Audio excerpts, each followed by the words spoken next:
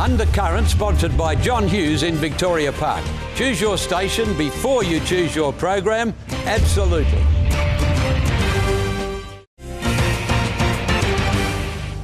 Hello and welcome back to Undercurrent. I'm Christy Mollica. Well, last year I caught up with a lovely lady who had lost her whole entire life savings due to an online romance scam.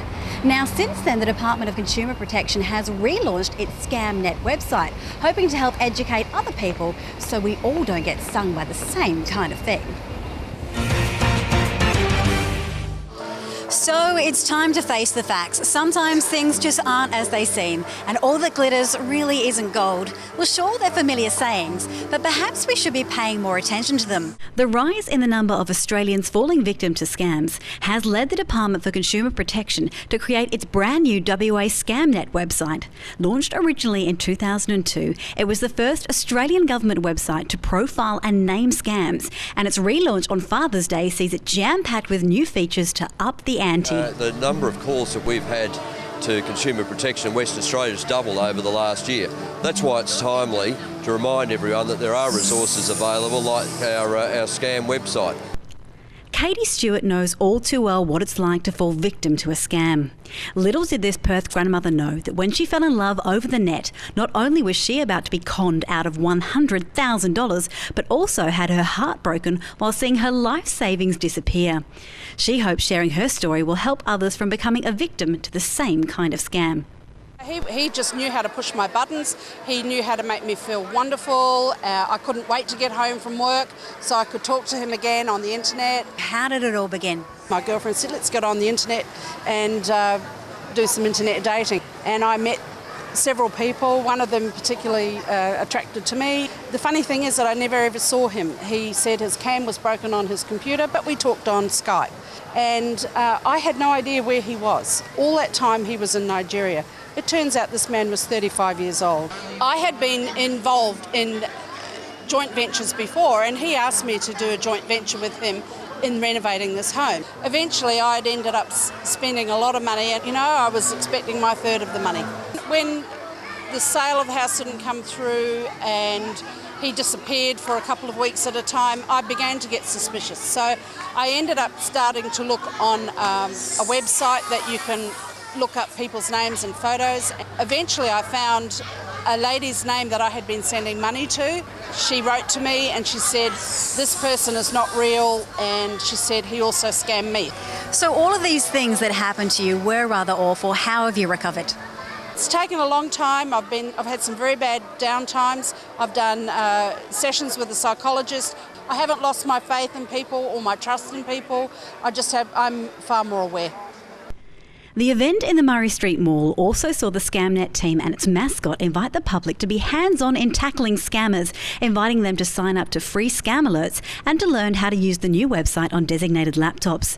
The user-friendly site will also teach you how to protect yourself from being scammed and includes the top 5 tips to help you avoid it. The new website builds on the one that's been with us for about 9 years. There's a whole lot of examples there. Take the quiz, get the information that you might need to help you. There's over 600 scams that we've identified that are on this website. So we're building on the database all the time. That's why we want people to report attempts to scam them. Don't just delete them necessarily or throw them in the bin. Drop a line to Consumer Protection so that we can build on this website and get the information out there. Who should be using the website? Look, anyone should be using the website. If you're a recipient of snail mail or of emails, we've all seen the sort of scams that come through. Make sure that you get that person on cam and make sure that it's live. The site also contains an area called Fight Back, which gives you information on reporting fraud, recovering financial loss, and also some counselling services that may be available to you. The website also has a resources section for teachers, so no matter how young or old you are, you can be better informed. For more information, you can log on to www.scamnet.wa.gov.au. This is Christy Mollica reporting for Undercurrent. Well, it's certainly no secret that here in Australia there are only 2 major players in those supermarket grocery wars, Coles and Woolworths. Well, last year Sarah Miller took a closer look to find out if that's such a good thing.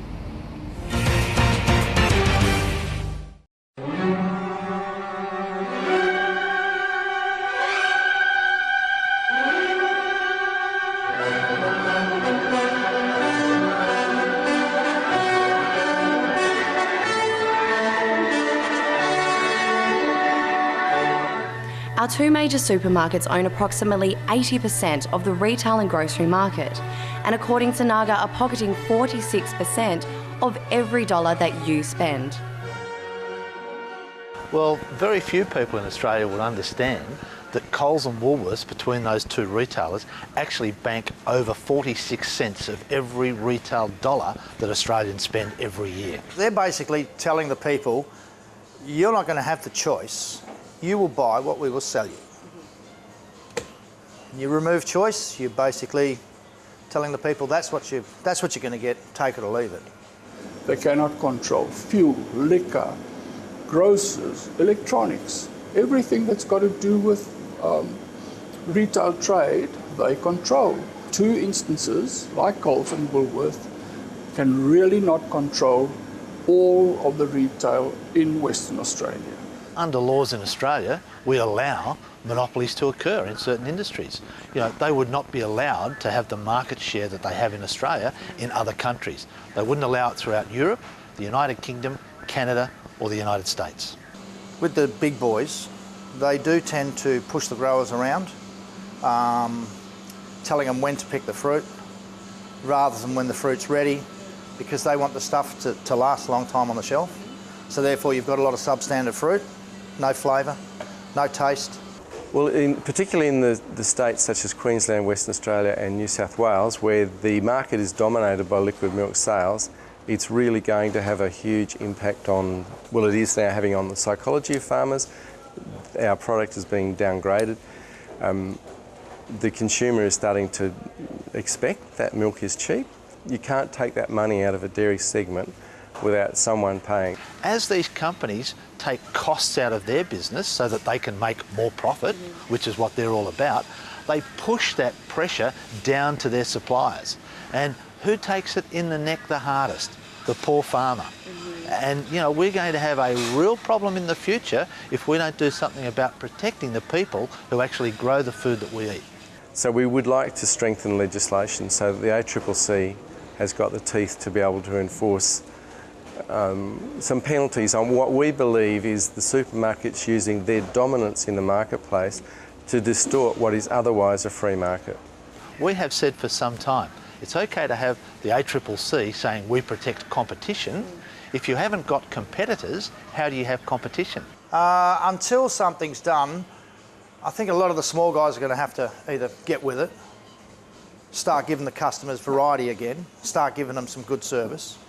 It's just going to make the smaller independents work a lot harder because people just too convenient. Let's go to Coles, let's go to Woolies. It's a wonderful strategy for Coles. It's getting people in the shops.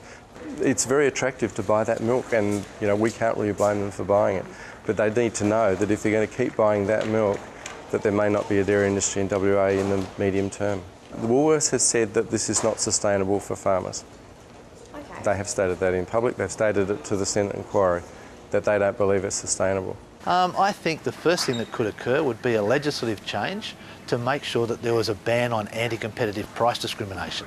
Now that would go a long way to preventing these large retailers from putting pressure on suppliers to gouge extra margin out of them, because those suppliers would have to supply to all of their customers at the same price. Now, what you would then see would be the same price of goods throughout the whole of Australia to all consumers, and I think that would be a good thing.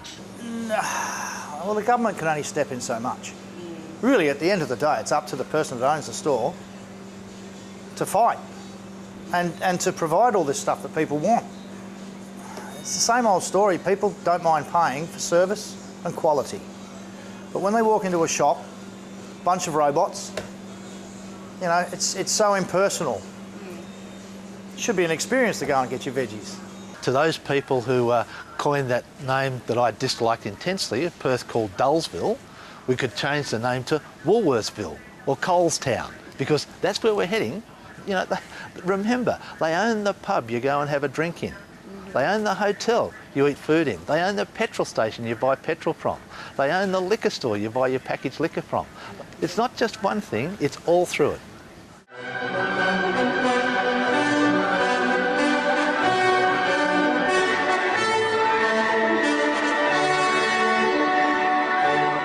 The $100 billion a year duopoly is taking a toll on our farmers, manufacturers, independent grocers, and most of all, your wallet. So the next time you need to just pop down to the shops, choose your grocer wisely. The duopoly must be stopped, and it begins with you. I'm Sarah Miller, reporting for Undercurrent. Well, I don't know about you, but I think it's high time we got a little arty here on Undercurrent. Well, next up, John Hammond sat down for a chat at the famous Court Wine Bar with art consultant Ainsley Gatt.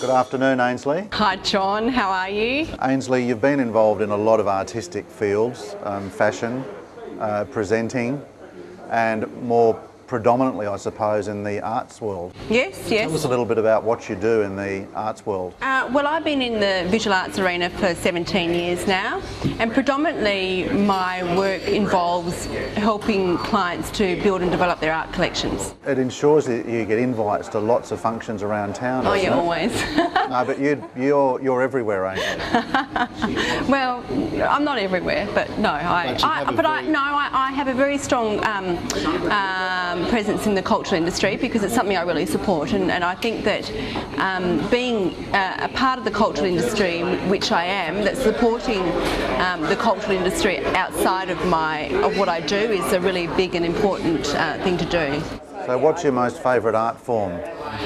People ask me this all the time, but I don't actually have a favourite art form, and I like art that comes from, early Baroque to right through to ultra contemporary conceptual artwork, and it's something I always like, something that's different to what people normally do. Are you a fan of Indigenous art?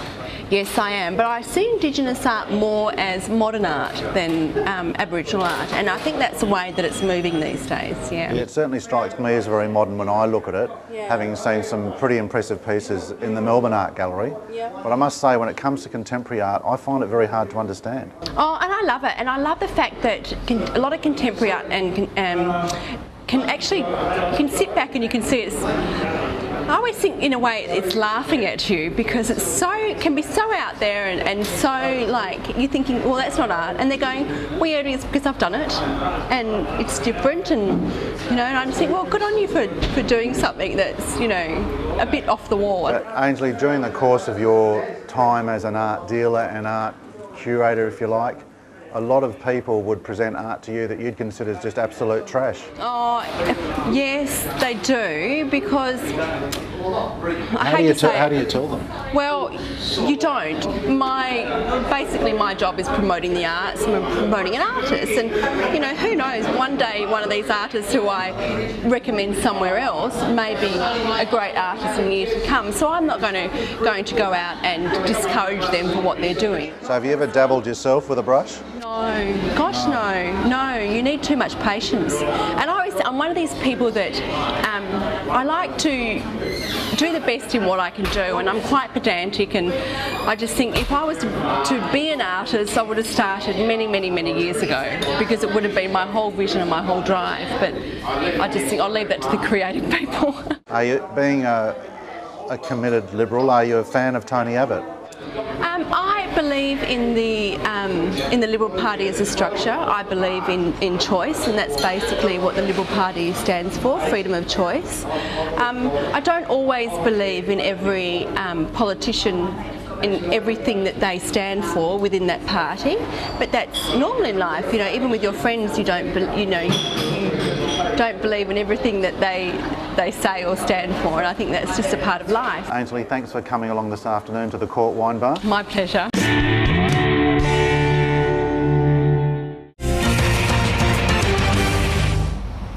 Well, that brings us to the end of the series of the best of Undercurrent. But the very good news about that is next week we begin a brand new series of Undercurrent. Now, don't forget, if you do have any story ideas or feedback, you can follow us on Facebook, Twitter, or visit our website, wtvperth.com.au. Now, don't forget, next week also finds us in our brand new time slots, even though we've been bouncing around a little bit, of Sunday nights at 8 p.m. and Monday nights at 7 p.m. I'm Christy Mollica, and don't forget to tune in next week for our brand new series of Perth's very own Undercurrent.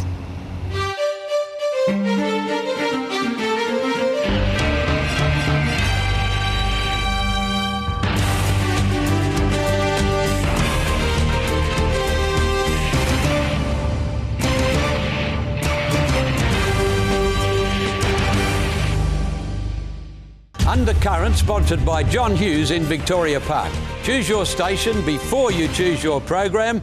Absolutely.